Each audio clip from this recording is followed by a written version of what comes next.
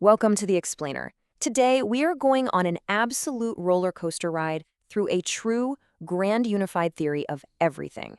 We're diving into a genuinely fascinating text called the Enchiridion, which is essentially a philosophical manifesto and handbook designed for nothing less than saving humanity from itself. Now, to make sense of this massive, overarching architecture of reality, we're going to frame this whole thing as a high-stakes, 8-bit style quest. We're going to decode the structure of knowledge, the mathematical origins of the cosmos, and the actual blueprints for a post-scarcity utopia. So buckle up, and let's dive into this epic journey. Think of this as our world map, or our level select screen.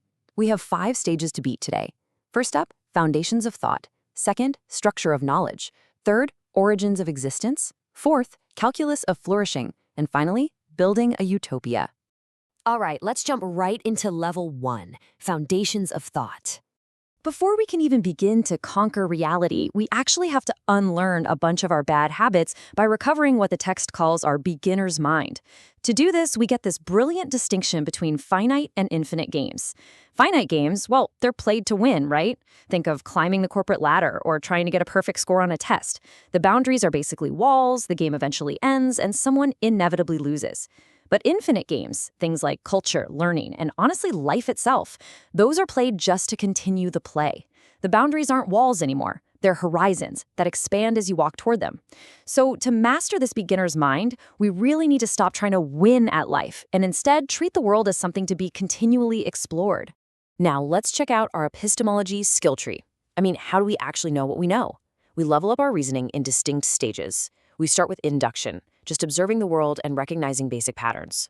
Once we have reliable patterns, we use deduction, tracing the logical structures and the falling dominoes of facts.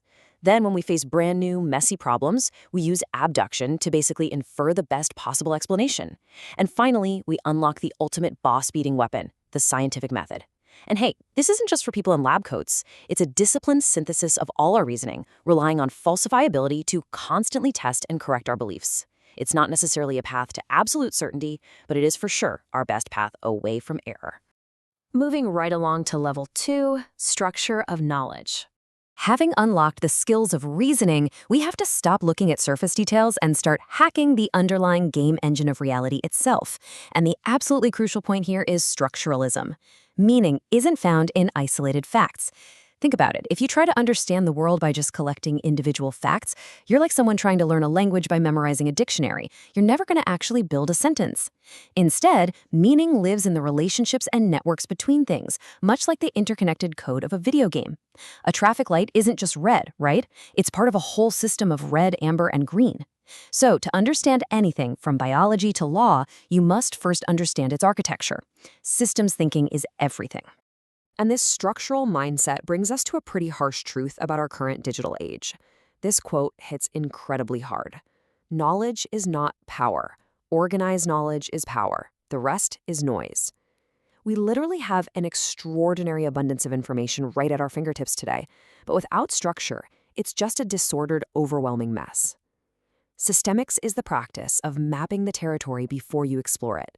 It's how we turn pure noise into organized, usable power.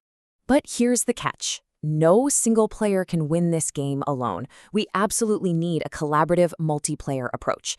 Human cognition is deeply specialized. Some of us are super analytical, others are deeply intuitive. And because we all have our own structural blind spots, we need cognitive diversity to solve complex problems. We have to use Socratic questioning to peel back our assumptions, peer review to test our ideas, and maybe most importantly, we have to fiercely protect good faith dissent.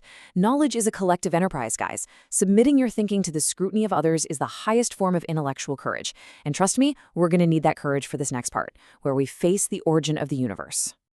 Okay, level 3, origins of existence. Now that we've mastered how to organize knowledge, it's time to explore the cosmology of the cosmic sandbox we're actually playing in. Because before we can ask why we're here, we have to understand what is here.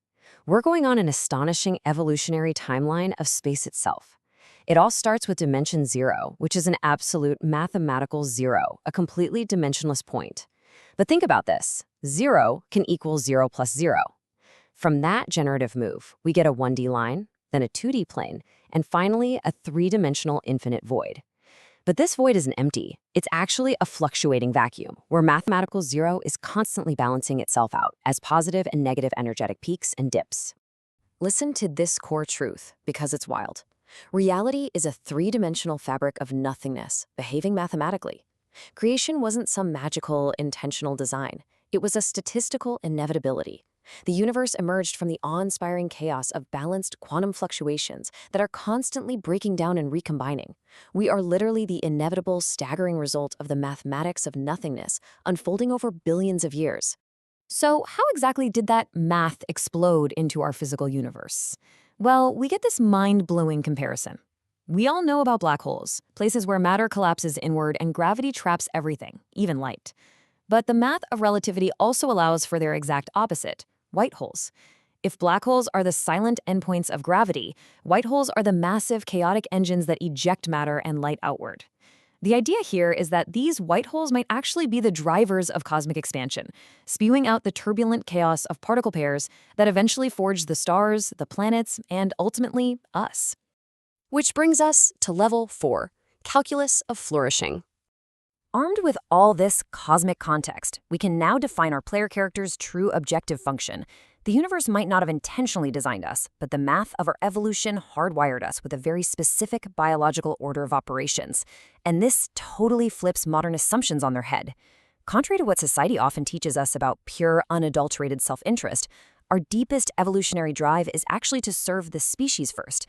After that, we serve the community, and only third do we serve the self. If you ever want to find purpose in a universe without a grand cosmic plan, it's literally coded right into your biology. Do the greatest good for the species, then your community, and then yourself. And this leads us to a total redefinition of utilitarianism. It's not just a shallow pursuit of whatever makes people happy in the moment, like, eating pizza all day. Because human desires can be so easily manipulated by institutions, algorithms, and bad information. Instead, utilitarianism is a rigorous mathematical calculus for maximizing collective well-being. It is about maximizing the probability of achieving those deep evolutionary ends we just talked about. It's the calculus of flourishing, aiming straight at the survival and the advancement of humanity as a whole. And finally, level 5, building a utopia. We have to take everything we've just learned about thought, structure, the cosmos, and morality to confront the final boss of our era, existential risk. The systems currently governing us are failing to prioritize human flourishing, and they're pushing us right toward the cliff of authoritarianism and climate crisis. But the Enchiridion provides our tools for the endgame. We need serious structural upgrades. We need democracies that function like cybernetic systems, constantly sensing, correcting, and learning through feedback loops. We need a universal basic income, but not as a handout, rather as a universal dividend funded by the public domain intellectual property that corporations freely use every day. We have to aggressively protect spaces for independent, good faith thought. And crucially, we must align the coming superintelligence with the survival of our species. But here's the thing, data, structure, and policy, they just aren't enough to save us. People simply cannot organize toward a future they can't picture or feel. Utopia is art acting as a rehearsal for worlds that do not yet exist. If all our media is just a dystopian nightmare, our political imagination completely collapses. Art is not just escapism, it is our ultimate rehearsal space. It translates the blueprint of a better world into sensory evidence, letting us actually feel a just society, a sustainable city, or a true community before we ever even build it. It turns maybe into a lived space. Which brings us to the end of our explainer, and the ultimate blinking continue screen. We have traced the incredible overarching flow of knowledge from the very first sparks of beginner's mind to the mathematical birth of the cosmos, all the way to the tools required to build a post-scarcity utopia. The entire system is laid out before you, so the only question left is, will you stay trapped playing the finite games of a collapsing society, or will you use this knowledge to help design an infinite, flourishing future? The choice is entirely yours.